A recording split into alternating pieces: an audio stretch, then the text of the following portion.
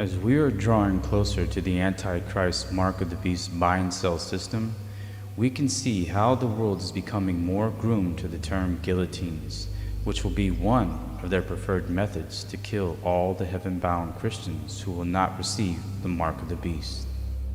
And I saw the souls of them that were beheaded for the witness of Jesus and for the word of God, and which had not worshipped the beast, neither his image, neither had received his mark upon their foreheads or in their hands. As the elect of God are working around the clock, around the world, through all avenues they can in proclaiming the Lord's three angels' message, through their line of method that God has appointed over them to reach the lost, many are getting into unity as they should in fulfilling Ezekiel chapter 1, which is how we should be working today as a remnant of our seed church. As the Spirit of God is behind the wheel, guiding the body of Christ in the earth, He is also guiding the Lord's host in heaven as they are all working together as a perfect machinery. The Spirit of God is truly dripping upon the saints in these end times who are working day and night, which will give them much more power to stand in the truth as this world draws closer to the end. And soon they will be ready to receive the latter rain more fully, while others will not recognize its falling, which this latter rain will bring about the enlightenment this world needs to have sufficient knowledge for the mark of the beast test that is coming. The movements that are now taking place in the world are incredible signs of the end. The Antichrist Pope's cunning craftiness and deceit is in full force, and the world is being fully deceived. We can see how the common good term is a deceptive tool to bring this world further down into Satan's rebellion against the law of Jehovah. This common good and climate change connection is nothing but a huge end-time hoax to cause the world to worship the beast and his image of sin. They are pushing for the world to rest on the Vatican Beast Sunday, just as prophesied, which is working strictly against the commandments of God, where the Creator specifically said in His commandments, in His fourth commandment, to remember the Sabbath day and to keep it holy. But this is the one commandment that the world is being taught to forget through the office of the Antichrist Pope, which was prophesied to happen in the last days. And he shall speak great words against the Most High, and shall wear out the saints of the Most High, and think to change times and laws. Soon the world will find themselves lured further into the greatest end-time deception when Satan soon appears as the final false Messiah, which this world has long been looking for, and he will put the final touches of this end-time deception, which will secure the unrepentant sinner's eternal damnation when the mark of the beast goes forward and Sunday worship is enforced by law to pay homage to the Antichrist, the final Antichrist, Satan. And as ye have heard that an Antichrist shall come, even now are there many Antichrists, whereby we know that it is the last time. Today, we must all stand up with one voice and get moving as fast as we can and allow the Spirit of God to turn the wheel and to guide every movement that we make and not man. Let us all join in unity. Go out and work as the Spirit of God moves you to do so, and how you do it is between you and God. But wake up the dying lost how you see fit. Do all you can to be the fishers of men and to shine your light of love upon every heart that comes your way. Bring them to Christ through your good works and honor God, and He will surely honor you. Let the unity God calls forth be seen like never before. If any are divided against the work of heaven, they will have an account to settle with the King at His coming. We have a mandate from our King of Kings to go out and work even the darkest places of the earth, where millions are being led captive by the cunning craftiness of this Antichrist Pope today. And we have to break their bonds of yoke that are entrapping and enslaving this entire world. May the power and the love of God be upon us all. Stand firm in the Lord's truth and do not be moved. Trust in not man, but trust in Elohim. Man will just discourage you at some point. Go with God and work while you... Guillotine. Well, it's on the rooftop here in Greenpoint, and so many people like Pix 11 and neighbors here are wondering, why? Why a guillotine?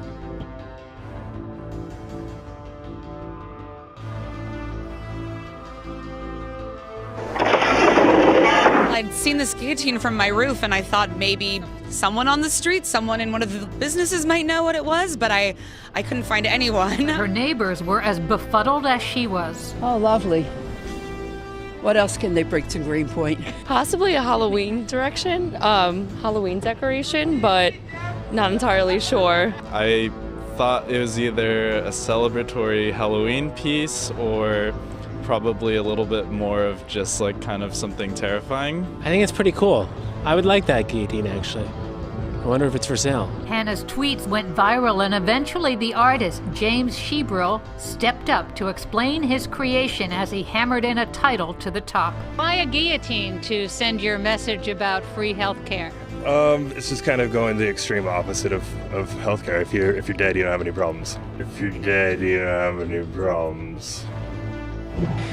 We need to address what happened on the lawn yesterday. Quite an event took place. The NDP had at least two members at a protest, the member from Davenport and the member from Windsor West. At the same time, mass protesters brought a bloodied guillotine to the grounds of Queen's Park. And you know what they did? They beheaded an effigy of the Premier. This is disgusting, and it is a sick act that has been condoned by the opposition. I am asking the members opposite to condemn yesterday's protest, apologize for their attendance at yesterday's event.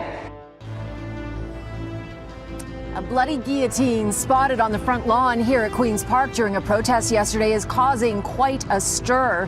And with many agreeing, most agreeing here, that it is a case of free speech that has gone too far.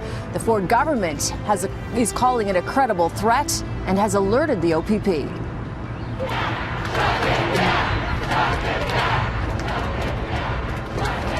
Our cameras were at the anti-Ford protest but did not see the guillotine. However, these pictures of it showed up on Twitter. One sign spotted at the protest reads, "May history repeat itself. Chop, chop."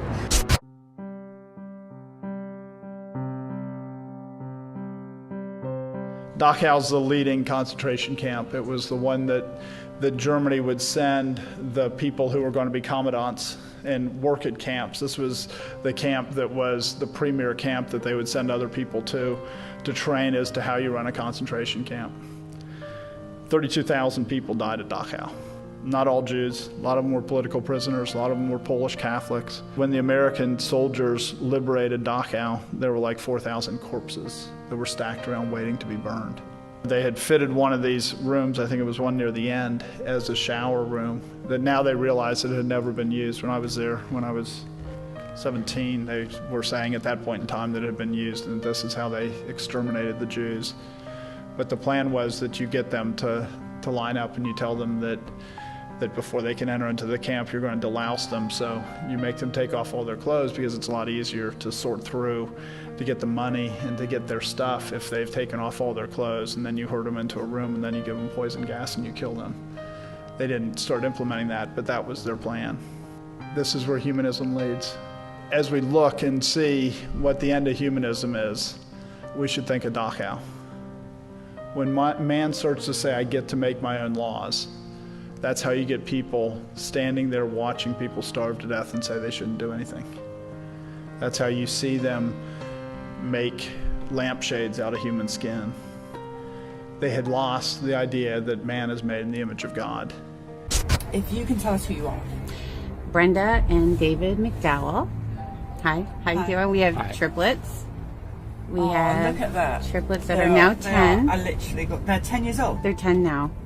That's before the injury. 2 boys and a girl? 2 boys and a girl. And their names? I've written their names on the bus, so I do know. Richie, Robbie, and Claire, just as they are in that picture. Yeah, they're gorgeous. Okay. All right, so let's talk about what happened. Well, every day in our life was a party. Every single day they were holding hands and smiling and laughing and looking at each other, engaging in each other. And we brought them in at 9 months and 4 days we were doing one vaccine at a time. They were born 36 weeks, triplets, basically 5 pounds each. Yeah, we did well. They were well. Everything was well. They came home after a few days of being monitored in the NICU. And on June 25th, 2007, we brought them in for the pneumococcal shot. So just that shot? One shot. And I went in, not with my husband, he was working. I went in with my nanny, and we went in at 10 a.m. Is it all three? All three, yeah. And it was the last one on the page is the June 25th, 2007 was the shot that did it. And we went in at 10 a.m. for the shot. My daughter still has the mark on her leg from the shot. She was the first one to get it, and she screamed and never really stopped screaming after that. But we continued. We didn't know. We did the boys as well. By noon, Claire shut completely off. Claire, our daughter, shut off first. It was as if she was blind and deaf and complete failure to thrive, from super, super happy, smiley girl to, this is a picture of her. She had full-blown eye contact. She was super lovely, and she shut right down. And all she did at that moment was stare at the ceiling fan. So that was at noon. We had the shot at 10 a.m. 2 o'clock, we watched Richie shut off. All his raspberry blowing and mama dada and the furniture walking and everything, they just shut off. All the giggles, all the smiles, again, failure to thrive. They lost all their reflexes. I'm an educational audiologist. I actually did the test for the stapedial reflex, which is a little muscle in the middle ear, just to see if a muscle they can't control was still working, and it didn't. The stapedial reflex dampens sound, so your ears don't hurt from a really loud sound, and both of them had no stapedial reflex. They stopped blinking, stopped yawning, stopped coughing, stopped sneezing. You could go towards their eyes and they wouldn't even nothing would faze them. They lost their startle reflex. I threw a telephone book on the floor behind them, and no startle, nobody even looked to see what it was. So that was 2 o'clock. We watched Richie shut down, and I couldn't breathe. But here we go. The worst is when we saw the final one shut down. Sorry. Here's Robbie. When we lost Robbie, Robbie looked like he was hit by a bus. Robbie, from that moment on, had a stunned look on his face. If you asked or said his name, he still acted deaf and acted like he couldn't hear, although they did have normal hearing. I had it all tested. But he lost his happiness. This is a first year picture. First birthday. 3 months after the shot. 3 months after the shot. They were no longer engaged in anything or anyone. They lost their smiles. They just were in their own little separate worlds. They never held hands again. They never looked at each other again.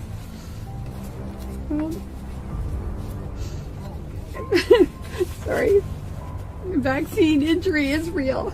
We were told it was genetic. And then we were told by geneticists that there's no possible way 3 children would shut off on the same day. That was absolutely statistically impossible, especially being 2 boys and 1 girl. So we were also told we could not sue anyone. We were told we signed for that shot. No doctors could be sued. No vaccine manufacturers could be sued. We found out when they were 5.5 that there was a vaccine injury court when I think we're all getting smartphones around then. That's when I had it at my pocket and started Googling everything. And they then told us that we were too late. They only had 3 years to apply. So we have spent hundreds of thousands of dollars trying to recover them. The worst locust crisis in decades is ravaging East Africa, threatening the food supply for millions of people. Kenya, Somalia, and Ethiopia are at the center of this latest outbreak. You can see in this video just how massive the locust swarms have been across the region.